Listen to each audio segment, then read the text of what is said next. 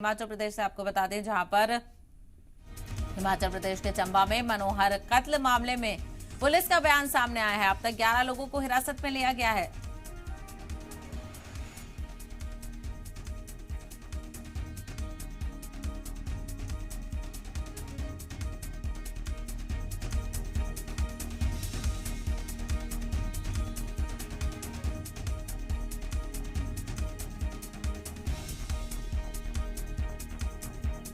बड़ी खबर हिमाचल प्रदेश से आपको बता दें, जहां पर चंबा में मनोहर कत्ल मामले में पुलिस का बयान सामने आया है। अब तक 11 लोगों को हिरासत में लिया गया है। मुलजिम की बेनामी जायदाद की होगी जांच। तो वहीं लोगों से अमन बनाए रखने की अपील की जा रही है। अफवाहों पर भी ध्यान न देने की अपील की जा रही है। तो आपको बताते चले, लोगों ने जो मुलजिमीन है उनके घरों को भी आग लगा दी। काफी अफरा तफरी देखने को मिल रही है, जो कि चंबा का ये मामला है, जहां पर मनोहर का कत्ल किया गया था।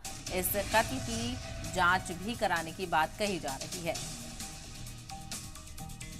इस मामले में कुल अब तक 11 लोग पुलिस हिरासत में लिए जा चुके हैं और कोशिश हमारी यही है कि सारे सबूत जुटा के सारी आरोपियों की गिरफ्तारी करके हम इसमें जल्दी से जल्दी एक प्रॉपर और पुख्ता चार्जशीट बना के कोर्ट में सबमिट करें।